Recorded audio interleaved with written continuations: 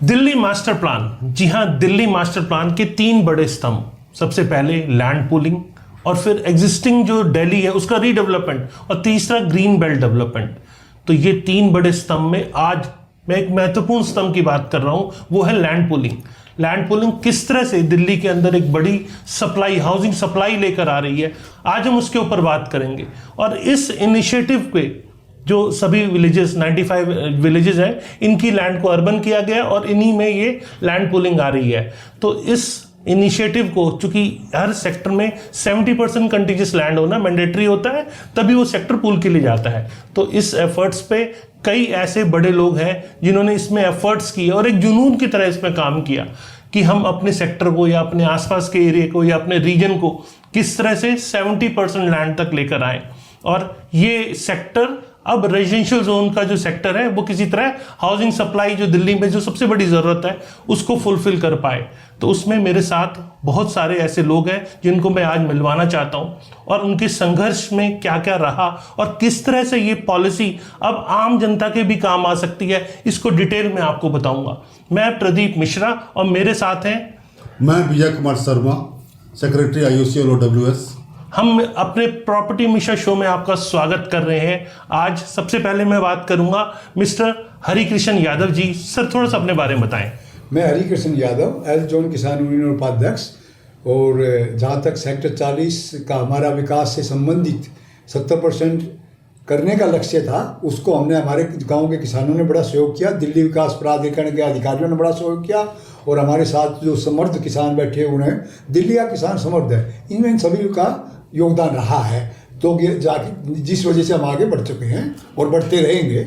बिल्कुल। ओम प्रकाश जी, थोड़ा सा आप अपना भी इंट्रोडक्शन दीजिए। मैं ओम प्रकाश सहराव, कैर गाँव निवासी, और आज मिश्रा जी आपसे बड़ी प्रसन्नता हुई इस तरह से हम बैठ के, और हम सारे हरकृष्ण यादव जी, सारे दिल्ली के किसान उस पर लगे हुए हैं, अग्रसर हो गए, लैंड पूलिंग पर भी, ग्रीन बेल्ट पर भी।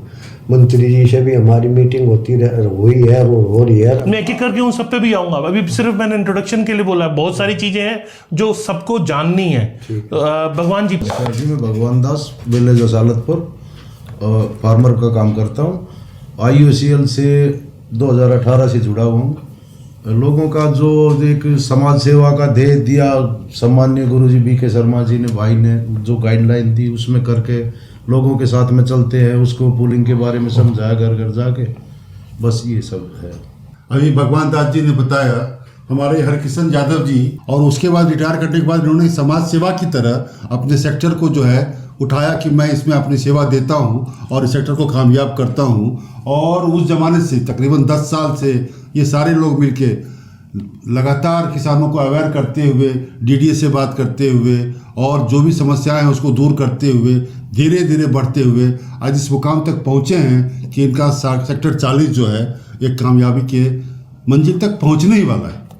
मतलब कभी विलेजर से संघर्ष तो कभी गवर्नमेंट से डिस्कशन, और अपनी इश्यूज को गवर्नमेंट तक रखना, वहां पॉजिटिव और फेवरेबल एक आउटकम लेकर आना, ये बहुत बड़ी एक लड़ाई होती है। जो कि मैं कहता हूँ ना कि पॉलिसी जब बनती है ना, तो पॉलिसी एक बार में इंप्लीमेंट पूरी तरह से नहीं हो पाती। जो एक बार में इंप्लीमेंट होती है वो पॉलिसी नहीं होती, क्योंकि पॉलिसी हमेशा फ्लेक्सिबल होनी चाहिए, उसमें रेगुलर अमेंडमेंट्स की गुंजाइश होनी चाहिए।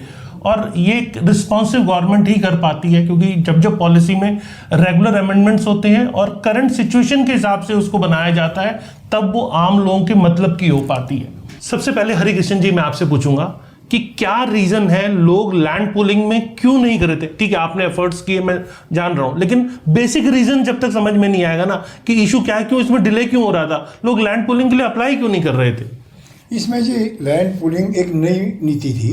इसमें कुछ किसानों की समझ में इसलिए नहीं आ रहा था कि इसको समझाने में कुछ समय लगता है, और कुछ खामियां भी थी जिससे लोगों को समझाना बहुत ज़रूरी था।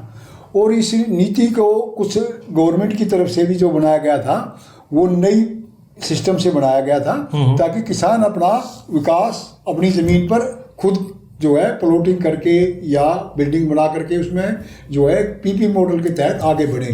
लेकिन किसान इतने, हमारे वैसे दिल्ली का किसान बहुत पढ़ा लिखा है, और समर्थ इतना जानकार है कि हर चीज़ को हमें, फिर भी नई नीति होने के कारण इसमें कठिनाइयाँ थी। उसको हमें जो है किसान दिल्ली विकास प्राधिकरण अधिकारियों को बुलाया, खुद हमने संगठित होकर के कई दफ़े मुद्दों को एक एक करके उन लोगों को समझाया। और हमारे यहाँ जहाँ तक 40 सेक्टर सवाल है सारा, नहीं, मैं ये समझना चाह रहा हूँ अप्लाई क्यों नहीं कर रहे थे?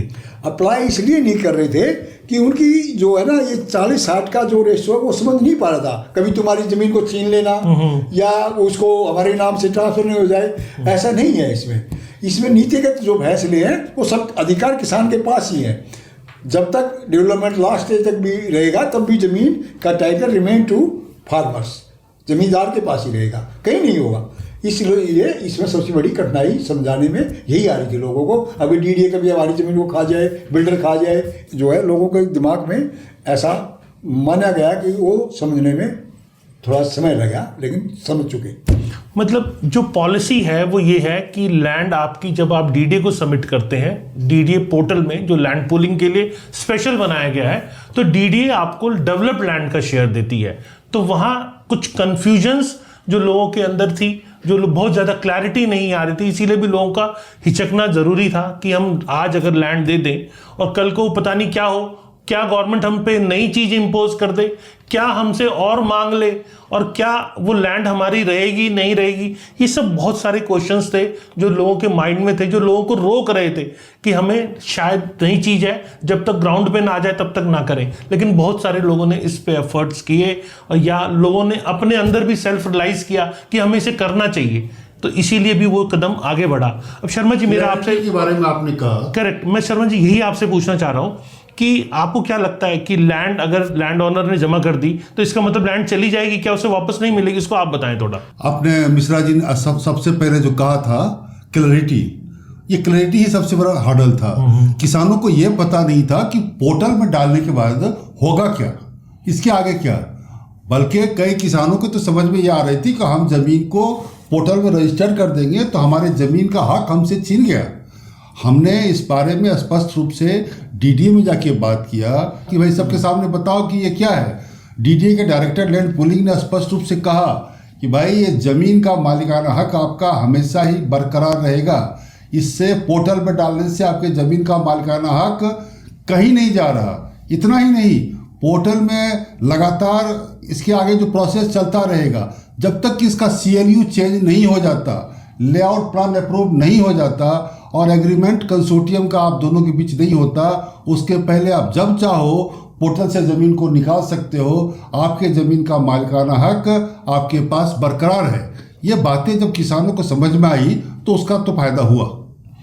ओम प्रकाश जी, आप क्या कहते हैं? शर्मा जी जो कह रहे हैं बिल्कुल सही है? शर्मा जी जो कह रहे हैं बिल्कुल ठीक है। लोगों में एक भय की स्थिति बड़ी थी, वो अब स्पष्ट करनी हो रही है, क्योंकि हम भी डीडी डायरेक्टर से मिले, अब पता लगा लोगों में अवेयरनेस हम पैदा कर रहे हैं। लोगों को भय निकला, लोग इसी भयभीत थे।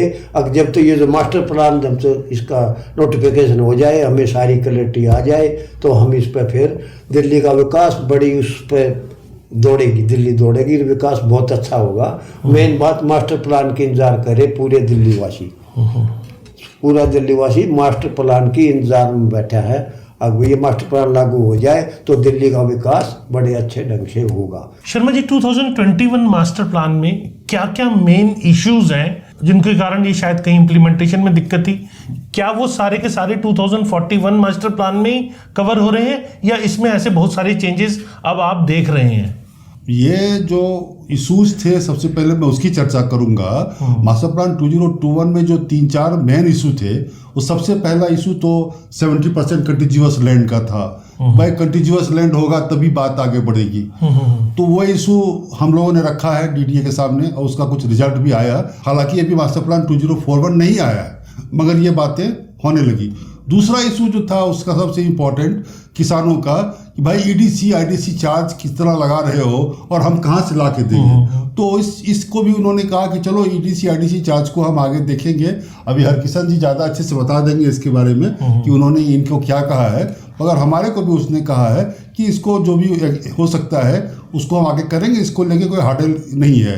तो तीसरा इशू हमने क्या बताया था कि छोटे प्लॉट के मालिक के लिए उनके लिए क्या अवसर है, और उसके बाद 70% कंटिन्यूअस लैंड तो सही है, मगर बहुत सारी जमीन जो जिसके ऊपर में सरकारी उपक्रम बने हुए थे या वाटर बॉडी था, मगर वो तो एरिया बड़ा हो रहा था, तो आखिर 70% में तो उसमें भी समस्या हो रही है। तो फिर डीडीए के सामने उसको भी रखा गया, तो वो तो खैर डीडीए ने उसको रिजॉल्व कर दिया कि इसको हम पूरे एरिया से इसको लेस कर देंगे, तो लेस कर देंगे तो ये परसेंटेज उससे बढ़ा भी। अभी इसके बारे में भी ये लोग लगातार हरिकिशन जी और ओम प्रकाश जी गए हैं, तो अच्छे से बता सकेंगे आपको कि उसके बारे में उनको उनके परसेंटेज में क्या उसका प्रभाव पड़ा। मतलब ये एक आप कह रहे हैं कि बहुत बड़ा इशू था कि 70% वो भी कंटिन्यूस लैंड होना, इसी कारण से बहुत सारे इश्यूज रुके हुए थे। मतलब चाह के भी ये सॉल्व नहीं हो पा रहा था। मास्टर प्लान बहुत पहले आया और अब तक, आज हम 2025 में हैं, अब तक इतनी लंबे समय लगने की मेन वजह एक कंफ्यूजन थी।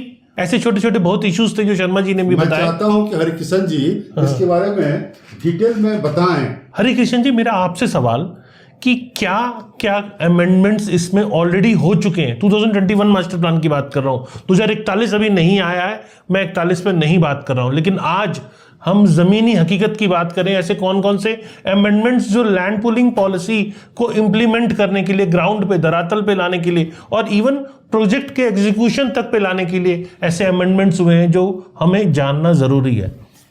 इसमें बहुत सी बातें ऐसी थी जिससे जो है, जैसे हम इस सेक्टर को आपने 70% में ले आए हैं, तो बहुत सी कठिनाइयां आ रही थी। इसमें कुछ कठिनाइयां उन्होंने दिल्ली विकास प्राधिकरण, भारत सरकार ने सुझाव मांगे थे, जिसमें सबसे बड़ा सुझाव ये था कि 5 एकड़ जमीन, मतलब मिनिमम 5 एकड़ जमीन होनी चाहिए। इसके लिए एक डीए भी थी, उनमें उन्होंने कहा, हमने कहा भी दिल्ली में 5 एकड़ के किसान बहुत कम है, इस कंडीशन को थोड़ा सा कम किया जाए, तो उस पर हमारी सहमति बनी वहां पर। उसके बाद मतलब आप ये कह रहे हैं कि 5 एकड़ नहीं है तो आपको सिर्फ एफएआर दिया जाएगा एज पर पॉलिसी, ठीक है? मतलब आपको डेवलप्ड लैंड का शेयर नहीं मिलेगा। एंटिटी 5 एकड़ की थी, बिल्कुल ठीक है, हो जाएगा, ऐसा हमारा मानना था। लेकिन उन्होंने अभी एग्री किया है और मास्टर प्लान जो आएगी 2021 में, उसमें कुछ पावर दे दी, स्कीमें पावर में 2041 में आएगा, उसमें दिल्ली विकास प्राधिकरण को पावर दे दी जाएगी और उसमें एफआरए का भी कुछ उनका अपना अलग से हो जाएगा। लेकिन 70% का क्राइटेरिया जो है वो किसी भी सेक्टर में तब पूरा हो सकता है जब उसके लिए लगातार मेहनत करनी पड़े। ईडीसी आईडीसी एक सिस्टम था, ईडीसी आईडीसी एक ऐसी है कि किसान उसको पे नहीं कर सकता। उन्होंने कहा हम इसमें भी सुधार कर देंगे और किसान की सहमति से हम आगे बढ़ेंगे, ये बड़ा अचीवमेंट है। तीसरा, जो भी अब समस्या क्रिएट करने की बजाय उसको विकसित करने का सबसे बड़ा मुद्दा ये था कि लैंड कंटिन्यूस कैसे हो। तो हमने कहा भी कुछ जमीन ऐसी है जो डेवलपमेंट से बाहर कर दी जाए ताकि सेक्टर वो अपने आप अचीवमेंट करे, वो बड़ा मुद्दा। तो उन्होंने कहा भी ठीक है, कुछ जमीनें हैं जो डेवलपमेंट के पर्पज से गांव के विकास हेतु है, उसको हम इसमें अलग से रख देते हैं। उस पे मैं आऊंगा, फिर से मैं आऊंगा। पहले और कौन कौन से अमेंडमेंट्स जो आज की डेट में है मुझे जैसे लगातार जमीन का वो एफआरए का और 5 एकड़ कंडीशन और जो है किसान की सहमति, further EDC IDC like that, तो उसमें जो है ये बातें हमारी तकरीबन सबसे बड़ा अचीवमेंट ये हुआ। दिल्ली विकास प्राधिकरण के हम ओम प्रकाश जी हम मिले डायरेक्टर साहब से, हमारे यहाँ डिस्ट्रिक्ट साउथ वेस्ट में डीसी साहब भी रहे हैं, बड़े रेवेन्यू के जानने वाले हैं। उन्होंने कहा जहाँ तक 40 सेक्टर सवाल है, आइए मैं आपको एश्योर करता हूँ इस सेक्टर को मैं जो है सब्जेक्ट टू वेरिफिकेशन मैं इसको लेटेस्ट कंसोर्शियम बनाने के इश्यू कर दूंगा। और इससे बड़े आप उत्साहित हुए और उसके बाद हमें दोबारा मीटिंग के लिए बुलाया गया पीतमपुरा डिप्टी डायरेक्टर साहब ने, और उन्होंने एग्री कर दिया और उसके लिए उन्होंने विजिट भी किया।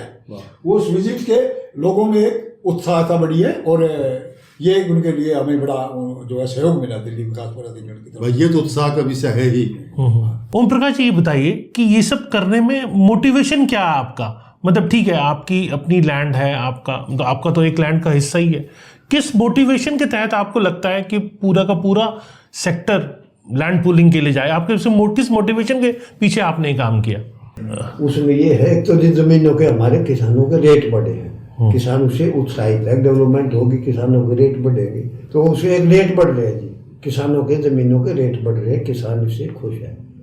तो आपको Development के लिए। आप डेवलपमेंट हो आपके एरिया में, ये मोटिव रहा। हाँ, development। और प्राइस एप्रिसिएशन, appreciation। बिल्कुल ठीक है। प्राइस भी एक बड़ा इंपॉर्टेंट फैक्टर होता है, और मैं कहूँगा ज़मीन की कीमतें जब बढ़ती है तो ये अपने आप में बहुत बड़ा मोटिवेशनल फैक्टर भी होता है, क्योंकि जब तक पूरी डेवलपमेंट आएगी नहीं धरातल पे, तब तक प्राइस तो नहीं बढ़ने वाले, तब लैंड ओनर की कीमतें वहीं की वहीं स्थिर रह जाती हैं। अब भगवान जी, मैं आपसे ये पूछना चाहूँगा, ये जो अवेयरनेस प्रोग्राम आपने किया, आपने सेक्टर 23 के अंदर काफ़ी अच्छी अवेयरनेस की है, तो क्या इंडिविजुअल अवेयरनेस थी आपकी, या वहाँ डीडीए की भी कोई पार्टिसिपेशन हुई? उसमें डीडीए की भी पार्टी, डायरेक्टर लेवल के जो है ना चेयरपर्सन थे हमारे साथ, 250-300 और अदर जो है ना फार्मर्स थे एरिया के, और शर्मा जी थे, क्या नाम है, यादव जी थे, सारा चीज था। तो उसमें क्या था कि हम सही तरीके से एक्सप्लेन करके जमींदार को नहीं समझा पा रहे थे, क्यों हमने खुद नॉलेज नहीं है, तो हम उसको क्या समझा पाएंगे। बिल्कुल ठीक है। तो डायरेक्टर सर आए, तो उन्होंने जो है ना डीडीए की तरफ से आए, उन्होंने हमारे को बताया भाई आपकी जो जमीनें हैं उसके ओनर आप हो, आप उसको चाहो पूल कर दोगे तो आप बेचना चाहोगे बेचोगे, ठीक है, पूल से निकलना चाहोगे निकलोगे, बिल्कुल ठीक है, उसमें आपके ऊपर किसी किस्म की कोई पाबंदी नहीं है, ठीक है। वो उस बात को जमींदार जो है ना कैच नहीं कर पा रहा था कि भाई मैं कहीं पूल में चला जाऊं, मैं फंस ना जाऊं, मेरी तो दादा लाई जमीन है, फिर मेरे साथ क्या होगा। कुछ इस किस्म के सिम्टम्स जो है ना नजर आ रहे थे जमींदार भाई, इसमें ये टेंशन है। तो जो उसका जो मन का बहम था एक वो निकालना था, तो उसके लिए डीडीए का हमने बहुत ज्यादा सारा मिला, ऐसी बात नहीं है। डायरेक्टर सर आए और ऑफिस बताया भाई हमारा ये ऑफिस है, अगर आप कोई भी जमींदार आओ पर्सनली आके मिल सकते हैं, तो बहुत साथ दिया डीडीए ने, ऐसी कोई बात नहीं है। ओम प्रकाश जी, मैंने ये नोटिस किया कि बहुत सारी अनऑथराइज्ड कॉलोनीज यहाँ डेवलप हुई, मतलब लोकल कॉलोनाइजर अपने फायदे के लिए उन्होंने अनऑथराइज्ड कॉलोनाइजिंग करी, और वो लोग जिनका बजट नहीं था और दिल्ली में रहना चाहते हैं, जिनके पास ऑप्शंस नहीं था, उन्होंने वहाँ बाइंग कर ली। अब पहली चीज़ अनऑथराइज्ड कॉलोनी डेवलप हुई, और दूसरी चीज़ लोग फंसे वहाँ पर कि हमने यहाँ एक प्लॉट ले लिया, हमारी अपनी ज़मीन हो गई। दो बड़े इशू, और यही एक इशू जो दिल्ली में शुरू से चलता आ रहा है, वोट बैंक की राजनीति इनको अप्रूव कराती आ रही है। क्या अब जो ये अनऑथराइज्ड कॉलोनी डेवलप हुई, आपको लगता है कि ये अप्रूव हो जाएगी, या इन अथोराइज्ड कॉलोनी के कारण 70% कंटीजियस लैंड वाली कंडीशन मीट आउट नहीं हो पाएगी, या आपके सामने जब ये सिचुएशन आई तो आपने इससे कैसे निपटा? नहीं, उसके जिसने ले लिया, अभी जिसने अपनी लेगी वो तो डेवलपमेंट जिसने पैसा लगाया है उनको वहीं पर कर दिया, इनको अप्रूव भी कर दिया इन कॉलोनी को। ऐसा नहीं जितनी अनुसार कॉलोनी थी ये 1700 कुछ वे अप्रूव कर दिए, और जो गांव के साथ लगती थी उनको भी उन्होंने निकाल दिया है, वो उसको वहीं रहेंगे, उसको डिस्टर्ब नहीं करेगी डीडीए। मतलब आप जो कह रहे हैं कि एक विलेज की जो लैंड होती है जहां अनऑथराइज्ड कॉलोनी थी, पहले उसको नहीं लिया गया था, मतलब वो भी टोटल लैंड का हिस्सा थी। मान लीजिए 100 एकड़ लैंड है, जिसमें से 20 एकड़ अनऑथराइज्ड कॉलोनी डेवलप हो गई है, तो 100 में से 70% लैंड पूलिंग चाहिए थी, जो कि इम्पॉसिबल थी। तो वो 20% आप कह रहे हैं आप लोगों ने एफर्ट्स किए और उस पर गवर्नमेंट से अपनी रिप्रेजेंटेशंस दी, तो इसी कारण वो 20% लैंड को हटा के जो 80 एकड़ लैंड बच गई, 80 एकड़ का 70% का क्राइटेरिया वहाँ इंप्लीमेंट हो पाया, कुछ ऐसा है? हाँ जी। तो उस पर आप लोगों के एफर्ट्स जारी रहे? हाँ, उसका अभी भी जारी है, वो उसको मान भी लिया उन्होंने। कुछ जगहों पे ज़रूर इसको अप्रूवल मिल गई है, लेकिन उसके बावजूद भी, क्योंकि कंटिन्यूस प्रोसेस है, चलता ही जा रहा है, चलता ही जा रहा है। अनऑथराइज्ड कॉलोनी जब तक ये भूमाफिया काम करते रहेंगे, तब तक उनके फायदे के लिए ऐसी चीज़ें कटती रहेगी, और आम आदमी भी इसमें फंसता रहेगा। नहीं, अब ये मास्टर प्लान आ जाएगा तो कट्टी बंद हो जाएगी। नहीं, एक चीज़ और मैं ऐड करना चाहता हूँ, हमारे सेक्टर के आसपास सेक्टर 22 में भी, आपको लगता है आपके सेक्टर के पास भी लगा हुआ है, ये जो डीडीए ने भी अपना बोर्ड जो है सेक्टर के चारों तरफ लगा के रखा हुआ है कि अब ये जमीन अर्बनाइजेशन के लिए है, और इसके ऊपर किसी तरह का कोई कंस्ट्रक्शन कोई चीज़ नहीं लगाया जाएगा, और लगाना अवैध होगा। इतना ही नहीं, डीडीए के लोगों ने अवेयरनेस कैंपेन में भी ये कह दिया कि भाई अभी कॉलोनियाँ बनाओगे इस तरह से अनऑथराइज तो वो टूटेंगी, आज टूटे 1 साल के बाद टूटे, मगर टूटेंगी। और अब अवेयरनेस जो है इस तरीके से लगातार फैलाने के बाद, और ये बोर्ड लगाने के बाद, खास करके ये बोर्ड लगाने के बाद, लोगों के अंदर एक तो भय हो गया कि भाई इस तरह से इतना आसान नहीं है कॉलोनी काटनी। उसको रोक लगाने के लिए जो डीडीए कर सकती थी वो कर रही है, और इस तरह के किसान जो है अवेयरनेस वाले, ये भी लगातार चाहे हरिकिशन जी हों, चाहे प्रकाश जी हों, इस तरह के किसान भी लगातार बोल रहे हैं कि ऐसा करने से कोई फायदा नहीं है, तो उसके ऊपर रोक तो लगी है। मतलब अनऑथराइज्ड कॉलोनी अब सबसे बड़ी बात एक और है इसमें, मैं समझता हूँ कि हमारे यहाँ इतनी अनऑथराइज्ड कॉलोनी है ही नहीं। हमारे इस जितने भी सेक्टर हैं इनमें नहीं है कोई भी अनऑथराइज्ड कॉलोनियाँ। जो जैसे ओम प्रकाश जी ने कहा, छोटा मोटा जिसका अपना बाहर 81 में धारा थी वो उधर वो उन्होंने ले लिए नक्शे में, तो डीडीए को यहाँ कोई समस्या नहीं है। यहाँ पर सेक्टर खुल बनने के बाद एकदम से बहुत डेवलपमेंट विकसित होगा, तो लोगों को यहाँ अनऑथराइज्ड कॉलोनी से कोई लेना देना नहीं है। वो जो हो गया होगा।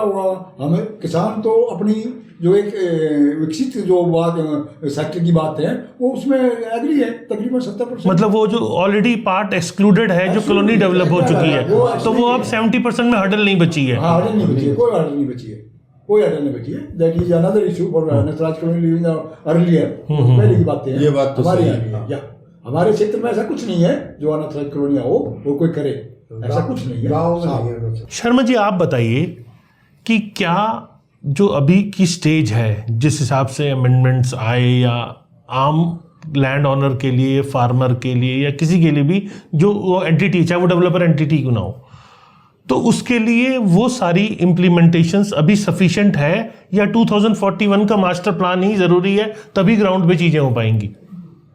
मेरी समझ से चीज़ों को आगे बढ़ाने के लिए तो धीरे धीरे ये लोग कर रहे हैं, यहाँ तक वहाँ तक तो सही है, मगर सचमुच में मास्टर प्लान 2041 के जितने भी अमेंडमेंट हैं वो सब जब आ जाएंगे तब चीज़ें बड़ी तेज़ी से आगे बढ़ेंगी। क्योंकि अभी भी ईडीसी चार्ज, एफआईआर का उन्होंने आश्वासन तो दिया है कि एफआईआर बढ़ेगा, मगर एफआईआर कितना बढ़ के आएगा वो मास्टर प्लान 2041 में आएगा, वो एक हर्डल है। ईडीसी आईडीसी चार्ज का क्या होगा, ये चीज़ें हालांकि इनके कंसोर्टियम में निकल के आएगा, एक दो कंसोर्टियम बनेगा तो निकल के आएगा, मगर हमको लगता है कि मास्टर प्लान 2041 के सारे अमेंडमेंट जब आ जाएंगे एक साथ में, तब चीज़ें अचानक बहुत तेजी से आगे बढ़ेंगी।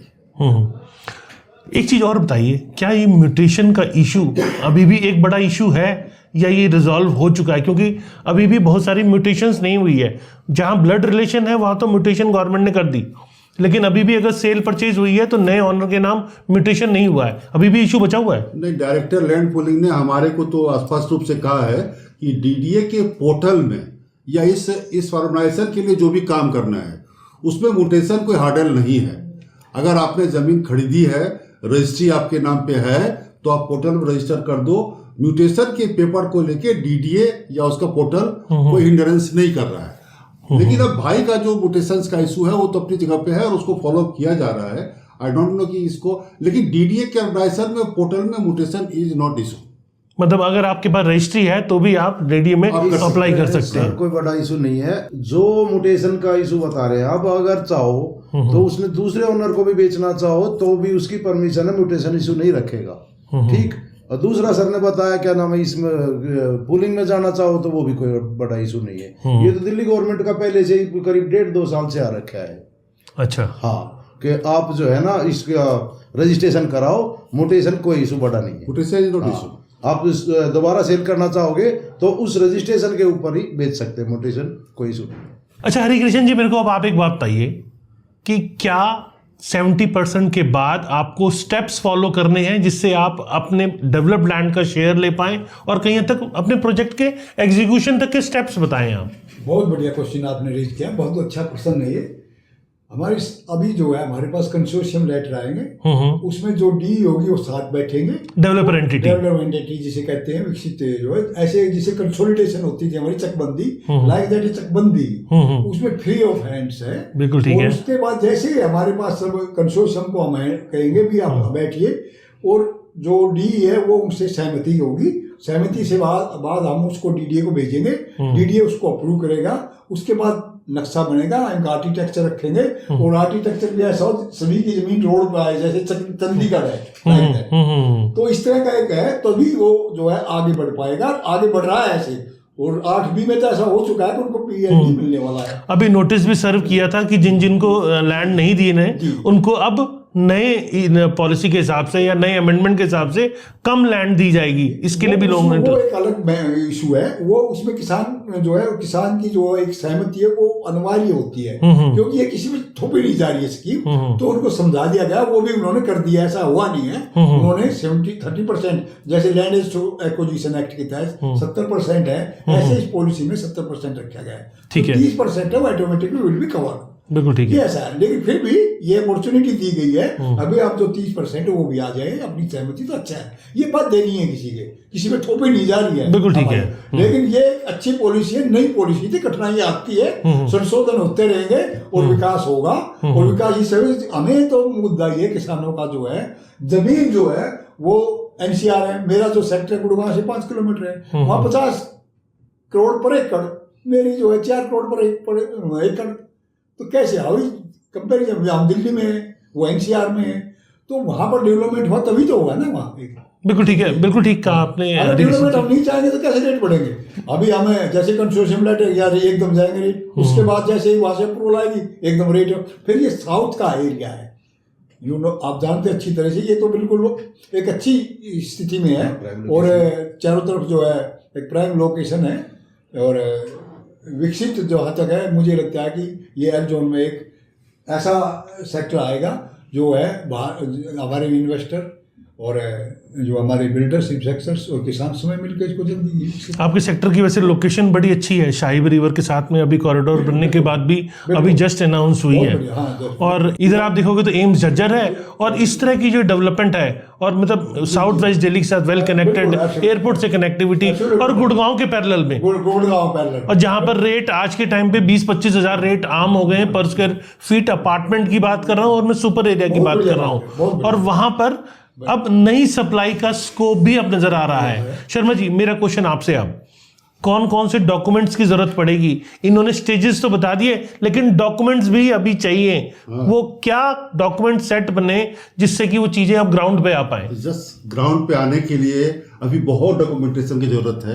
हालांकि डॉक्यूमेंटेशन के बारे में तो डिटेल में अच्छे से बाद में हम लोग बात कर सकते हैं। मुझे लगता है इसको प्रॉपर हमें सबको बताना पड़ेगा कि डॉक्यूमेंटेशन के प्रॉपर वीडियो भी बनाने मोटे तौर पे अभी मैं इतना कह सकता हूँ, जो सबसे पहला डॉक्यूमेंट, जैसे इनके पास एक लेटर आएगा आफ्टर वेरिफिकेशन 70%, एक चिट्ठी जो पहला आएगा कि भाई अब आप अपने सेक्टर में कंसोर्टियम बनाओ। उस लेटर के साथ में जो इनके यहाँ जितने भी डेवलपर एंटिटीज हैं, तो पहला डॉक्यूमेंट बनेगा, उनके बीच एक एग्रीमेंट होगा, वो एक लीगल एग्रीमेंट होगा, लॉफुल एग्रीमेंट होगा उनके रिक्वायरमेंट के हिसाब से। ठीक है। दूसरा एग्रीमेंट, जब वो म्यूचुअल एक पेपर बनेगा जिसमें कंसोर्टियम का फॉर्मेशन होगा, वो एक डॉक्यूमेंट बनेगा जिसमें वो डॉक्यूमेंट कंसोर्टियम को बनाएगा। और वो जो डॉक्यूमेंट है, उस डॉक्यूमेंट के साथ जब ये डेवलपर DDA में जाएंगे तो वो कंसोर्टियम और DDA वो दो मिलके फिर एक डॉक्यूमेंट बनाएगा, तो ये तीसरा डॉक्यूमेंट बनाएगा। ये तीसरा डॉक्यूमेंट जब बन जाएगा तो इनके पास में DDA का लेटर आएगा, चौथा डॉक्यूमेंट, कि अब आप लेआउट प्लान बनाओ। अब इनके पास से दूसरी समस्या आएगी कि जब लेआउट प्लान लेके आएंगे, जब इनको बनानी है तो इनको चाहिए होगा कुछ आर्किटेक्ट और इनको चाहिए होगा कुछ कोलैबोरेटर, क्योंकि आज के डेट में जो किसान है ये इन्वेस्टमेंट पूंजी नहीं ला सकता है। तो ये लेआउट प्लान जो बनाएगा और आगे क्या क्या करेगा, क्या देखेगा, सपने बहुत बड़े बताए, मगर उस सपनों को जमीन पे लाने के लिए चाहिए कोलैबोरेटर। और कोलैबोरेशन का भी आज के डेट में जो एग्रीमेंट है, लीगल एग्रीमेंट है, वो एग्रीमेंट के साथ में और लेआउट प्लान सब बना लेंगे। तो उस लेआउट प्लान को लेकर जब हम DDA में जाएंगे ये, तब फिर उनको चाहिए होगा क्लियरेंस का डॉक्यूमेंट डिफरेंट। तो फिर वो जो कंसल्टेंट होगा उनका, वो उनको हर जगह से पहले तो मदद करेगा उसको लेआउट प्लान बनाने में, कोलैबोरेशन कराने में, और फिर मदद करेगा उसको डिफरेंट जगह पे क्लियरेंस लाने में। तो ये डॉक्यूमेंट का तो एक लंबा सा सिलसिला है जिसके ऊपर में हम लोग को अलग से अच्छे से बात करना है। कि हमारी जो DE है वो मुश्किल से 18 लोग हैं। ये उन लोगों में होगा जहाँ DE ज्यादा होगी। ये जहाँ हमारा जो पूरा सेक्टर खुल गया। अच्छा, आप कह रहे हैं आपके सेक्टर में ज्यादा एंटिटीज ही नहीं है, मतलब लिमिटेड लोग हैं। जहाँ पर किसान लोग ज्यादा होंगे, सेक्टर बहुत बड़ा। ये तो सेक्टर में 18 लोग हैं, एक DE है। अब विद इन ए मंथ हम will do this. Very good, very good. ये तो बहुत इजी है हमारे लिए। तो फिर भी डॉक्यूमेंट तो चाहिए, डॉक्यूमेंट्स विभिन्न पड़ गए। हम डॉक्यूमेंट प्रोसीजर तो अडॉप्ट करना ही पड़ता। अच्छा, मेरे को आप ये बताइए कि EDC IDC जी जो है, क्या अगर फार्मर के पास नहीं है तो क्या सॉल्यूशन है? देखो फार्मर के पास डीसी आईडीसी नहीं है, इसमें कोई दो राय नहीं है। फार्मर दे भी नहीं पाएगा, और डीडीए ने कहा हम देंगे भी नहीं। पहले डीडीए ने ये कहा, मैं छोड़ किया है किसान से हम ईडीसी आईडीसी तब लेंगे जब पूरा डेवलप हो जाएगा, वो भी उनकी सहमति से किस्तों में या कम करेंगे या एक आधा % उसमें से जमीन लेस कर देंगे। तो ये तो बहुत आसान तरीका है। प्लान में ठीक है कठिनाई है, वो कठिनाई को मानते भी, अधिकारी भी मानते हैं और उसको समाधान करें, हाँ भाई ये संभव है और बिल्कुल सही कह रहे हैं। मतलब दोनों तरफ से एक जैसे पॉलिसी जो आती है ना, उसमें करोड़ों लोग प्रभावित होते हैं, ऐसा नहीं है। तो गवर्नमेंट ने भी सोचा भी हाँ बिल्कुल सही कह रहे हैं। इसमें एक और बात है जी, हमारे जैसे 8वीं का है, वहाँ एक ही फार्मर्स 2 फार्मर उन्होंने खोल दिया, उनको PLD मिल गया। 17 सेक्टरों को और मिलने जा रहा है, वहाँ कंस्ट्रक्शन शुरू है। एल जोन में only first sector, L zone 40 sector achieve कर गया, जो हम इसके लिए हम बड़े अप्रिशिएट करते हैं। और उसका कारण है ओम प्रकाश, इन्होंने बड़ा शो किया हमारे लिए। भगवान जी, मेरे को आप ये बताइए जी कि नई गवर्नमेंट आने के बाद जिस हिसाब से अब गवर्नमेंट चेंज हुई, तो क्या लगता है कि नई गवर्नमेंट अब रिस्पॉन्सिव नजर आ रही है आपको? नई फॉर्मेशन होने के बाद, नई गवर्नमेंट बनने के बाद, नई मुख्यमंत्री मनोनीत होने के बाद क्या कुछ चेंजेस नजर आ रहे हैं आपको लैंड पूलिंग पॉलिसी के अंदर, जमीनी हकीकत में क्या वो चीजें हैं जो अब आप देख पा रहे हैं? देखो, एक तो मैं दिल्ली का नागरिक होने के नाते ये सौभाग्य समझूंगा कि दोनों government, state government, central government एक है। हम काफी टाइम से चाह रहे थे, कोई भी भाई क्या दिक्कत आ रही थी, LG रोक रहा है, ये रोक रहा है, आज ये दोनों एक है। तो दिल्ली का मेरे ख्याल से हर नागरिक पॉजिटिव सोच रहा है कि अब दिल्ली में कुछ काम होंगे। हमारा जो ये एल जोन का एरिया है, इसमें जो है ना काफी रेट में इम्प्रूवमेंट हुए हैं गवर्नमेंट बनने के बाद में। हालांकि उम्मीद कर रहे हैं हम, आप बहुत जल्दी हम जो बाधा थी हमारे इस डेवलप होने में इस सेक्टर को, तो वो पार हो जाएंगी। उसी उम्मीद के ऊपर आप मिश्रा जी ये समझो, आज हम डबल रेट पे हमारी जमीनें जा रखी हैं। ठीक है, बायर भी आ रखे हैं, और जो जिनकी होम रिक्वायरमेंट थी वो लोग भी हमारे इधर आ रहे हैं, भाई मेरे को कोई घर दिला दो, ये कर दो, वो कर दो। तो थोड़ा पॉजिटिव सोच रहे हैं हम, तो भाई बहुत अच्छा रहेगा दोनों गवर्नमेंट का ये। तो ओम प्रकाश जी, आप बताइए मेरे को, अभी आपकी मीटिंग जो हमारे शहरी विकास मंत्री हैं सेंट्रल गवर्नमेंट के ML खट्टर जी, उनसे भी आपकी मुलाकात हुई, तो वहाँ क्या आप लोगों ने रखा और क्या उनकी तरफ से क्या रिस्पॉन्स आया? उनकी तरफ से यही रिस्पॉन्स आया, यही हमने कही थी जो मास्टर प्लान को आप सबसे पहले नोटिफिकेशन कर दो। आज दिल्ली का किसान, दिल्ली की हमारी 2041 का 41 वाले में ये अभी भय, उनका भय दूर हो जाए और सब विकास चाह रहे हैं। आज हमारे 47 से आज़ादी के बाद दिल्ली का विकास नहीं हुआ, क्योंकि 7 से मास्टर प्लान आना था, एक हमारा कानून था, हर 10 साल में इसको रिवाइज किया जाता है। 7 का 17, 21, 41 चला गया। हम बड़े इंतजार में बैठे हैं, दिल्ली का किसान, दिल्ली के निवासी। आप सबसे पहले इसका नोटिफिकेशन करिए और दिल्ली का विकास तभी होगा, लोगों का भय दूर हो। तो उसमें जो कुछ उन्हें समस्या थी हमें बताई, उन्होंने भी इसको माना है कि भाई जो 8 स्टैंडर्ड एकड़ जमीन है, जो अंग्रेजों के कानून के टाइम पर बने थे, वे कानून नहीं बदले गए। तो खट्टर जी ने ये आश्वासन दिया है कि ये कमियां हम इस मास्टर प्लान में दूर कर देंगे। अप्रैल या लास्ट मई तक इसका हम नोटिफिकेशन कर देंगे, जिसमें ये बड़ी समस्या थी, 8 स्टैंडर्ड एकड़ से नीचे बेच नहीं सकता। हमारी सारी शामिलात इकट्ठी है, कोश एरर है ना, तो बड़ी समस्या आ रही थी। एक अपने हिस्से को नहीं बेचे, दूसरा भाई नहीं बेचने जाए, एक ठीक है। तो एक 81 है जो बना लेते उसमें, उसको वेस्टेज कर देते। तो ये अगले उसमें इनको वो नहीं था, सारी बाधाएं मैं इनको हटा देंगे, इस बाधाओं को ये हमने बताई, उन्होंने मानी।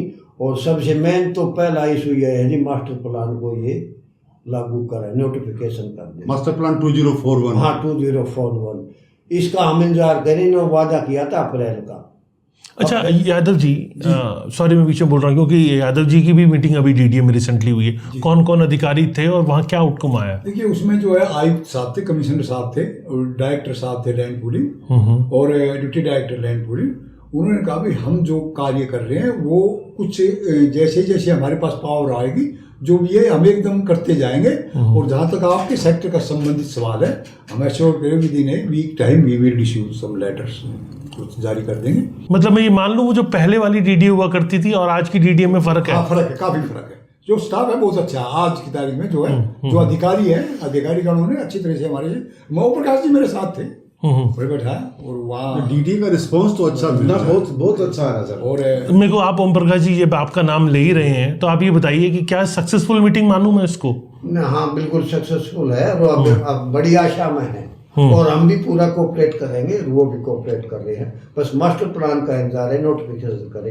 नहीं, मास्टर प्लान तो आएगा ठीक है, लेकिन आज की डेट में जो आपका लैंड कंसोलिडेशन का इशू रिजॉल्व हो गया, वो तो जब मास्टर प्लान 2041 आएगा तो उसके बेनिफिट्स ऑलरेडी इनकॉर्पोरेट हो जाएंगे, क्योंकि जब तक आपने काम शुरू नहीं किया तब तक तो आप उन्हें इनकॉर्पोरेट कर ही सकते हैं, और वो तो इन द मीन टाइम आ ही जाएगा। मतलब आप उस स्टेज पे आगे बढ़ रहे हैं और कॉर्पोरेशन मिल रहा है। कोऑपरेशन मिल रहा है, दोनों तरफ से मिल रहा है, लेकिन भय तभी निकलेगा जी। बिल्कुल बात सही है कि भय तो पूरा तभी निकलेगा, मगर इतना ही बात वो भी सही है कि आज इन लोगों ने जो काम किया है, चाहे एल जोन में ये किसानों ने, चाहे P2 जोन में भी बहुत सारे किसानों ने जो बढ़ चढ़ के हिस्सा लिया, पोर्टल में परसेंटेज बढ़ाया और बार बार मीटिंग पे गए और यहाँ तक पहुंचे, तो मास्टर प्लान के निकलने का, नोटिफाई होने का जो असली आधार बनेगा वो इनका काम ही बनने वाला है। उसमें एक कारण और भी है मिश्रा जी, कि जब तो कोई चीज धरातल पर आती है तो हमारा तो धरातल पे आने जा रहा है, धरातल पर चीज आने को दिखाई देगी, वो तो सामने रखी है, बिल्कुल ठीक है, डाउट ही नहीं है किसी प्रकार का। जैसे 8B में लाइसेंस मिलने जा रहा है, मिल भी गया, मिल गया, उनको मिल गया। तो ये चीजें तो अपने हाथ में भी संभव है ना, धरातल पर आना जरूरी है। और वो हम सक्सेसफुल हो गए इस बारे में, धरातल पे ये नहीं मिल गया, नहीं शायद अभी चिट्ठी नहीं मिली हो, चिट्ठी नहीं मिली है, मिल जाएगी, मिलने वाली है चिट्ठी, नक्शा वगैरह उनका चल रहा है अभी से। तो और इसके अलावा और भी सेक्टर वहाँ लोगों ने ज्यादा इंटरेस्ट दिखाया है P2 में। हमारे यहाँ एल जोन में 40, 23 पपड़ाउट 4-5 सेक्टर, 3 सेक्टर है नीलवाल, 4-5। हाँ, यहाँ कुछ गाँव ने नहीं सेक्टर तो हरिकिशन जी 22-23 हमारा ये भी काफी नजदीक में, बहुत कम दूरी पे है, थोड़ी सी मेहनत। इनका जब हो जाएगा तो हमारा अपने आप सीधे हम बहुत नजदीक में है आप। बिल्कुल। मतलब मैं ये मान के चलूं कि अगर ये लैंड पूलिंग वाकई में दिल्ली में धरातल पे नजर आ गई तो करीब 20 लाख फ्लैट की सप्लाई आने वाली है। तो जिस हिसाब से कीमतें बेइंतहा बढ़ी है और कई बार तो बगैर लॉजिक के बढ़ी है, तो वहाँ अपार्टमेंट एक आम आदमी को भी अफोर्डेबल रेट्स के ऊपर मिल पाएगा। और खासकर सेक्टर 40 जो अभी एल जोन का अब मुझे इम्प्लीमेंट होता हुआ नज़र आ रहा है, वहाँ मेरे को पर्सनली जो लगता है कि वहाँ कोलैबोरेटर्स हों या नए लैंड ऑनर्स बाई करने के लिए लोग आते हैं वो, या कोलैबोरेशन के लिए हो, वो सब अब उस तरफ देखते हैं, क्योंकि डेवलपर तब लैंड बाई करना शुरू करता है जब उसे लगता है कि आज मैं लैंड बाई करूं और कल मैं अपना प्रोजेक्ट एग्जीक्यूट कर पाऊं। नहीं तो कॉस्ट ऑफ कैपिटल उसकी काफ़ी एनहांस हो जाती है। और ये इंस्पेक्टर राज के कारण भी, क्योंकि ये टाइम टेकिंग प्रोसेस है, सिंगल विंडो क्लियरेंस नहीं हो पाती है, वैसे डीडी के अंदर सिंगल विंडो सिस्टम भी आ रहा है, तो ये चीज़ें कहीं हद तक जो इन्वेस्टमेंट का टाइम बढ़ाने के कारण कहीं हद तक कॉस्ट बढ़ जाती है और उसका अल्टीमेट फाइनल लोड बायर की पॉकेट पर आता है। तो डेवलपर का इंटरेस्ट तब जगेगा जब वो ग्राउंड पे आ जाएगा, और अब आप बता रहे हो 70% के नजदीक पहुंच चुकी है, तो अब डेवलपर्स का इंटरेस्ट भी आपके सेक्टर की तरफ मुझे बढ़ता हुआ नजर आ रहा है। तो ये था आज हमारा पूरा डिस्कशन, जिसमें हमने कोशिश करी समझने की लैंड पूलिंग आखिर किस स्टेज पर है, क्या लैंड ओनर्स के लिए वाकई में ये सहूलियत है, या क्या बायर्स को उनके घर मिल पाएंगे, और डीडी इस पे क्या रोल कर रही है। कैसी लगी आपको मेरे द्वारा दी गई जानकारी? अगर जानकारी पसंद आई तो लाइक, कमेंट, शेयर करना ना भूलें, और फ्यूचर में रेगुलर आपको ऐसे इंपॉर्टेंट मीनिंगफुल वीडियो मिलते रहें, इसके लिए आपको चैनल को सब्सक्राइब करना है। मैं यहीं विदाई लेता हूं, और शुक्रिया HK यादव जी, ओम प्रकाश जी, भगवान जी और शर्मा जी। आपको भी धन्यवाद मिश्रा जी, और आपने जो है हमारी बात, किसानों की बात, इस तरह के जो सोसाइटीज़ की, हमारे से सोसाइटीज़ की जो प्रॉब्लम है, इसको एक जगह पर रजिस्टर्ड किया, रिकॉर्ड किया, और हम आशा करते हैं कि इसका अवेयरनेस जो है हर स्तर पर हमको जो है हमारी बात को पहुंचाने में मदद करेगा। इसके लिए आपको बहुत बहुत धन्यवाद। किसानों की तरफ से आपसे धन्यवाद। तो आपने जो किसानों के हितों की बात यहाँ की है, सबसे बड़ी बात है जो सेक्टर 40 का बताया, गुड़गांव नियर एयरपोर्ट, और अभी एक मौका है ये इन्वेस्टर के लिए, आए और वो उसमें आगे बढ़े। किसान तो उन्हें अपना काम कर दिया, और बढ़ते जिसको बायर होगा अगर उसमें बढ़ेगा तो ये आपके एफर्ट्स हैं, आपने इसको रखा। हमारे एफर्ट्स कंटिन्यूस जारी रहेंगे, और इस टाइप की इंफॉर्मेशन जो आम आदमी के लिए वाकई में ज़रूरत है, वैसी इंफॉर्मेशन हम आगे लेकर आते रहेंगे। नमस्कार और जय हिंद। जय हिंद। नमस्कार।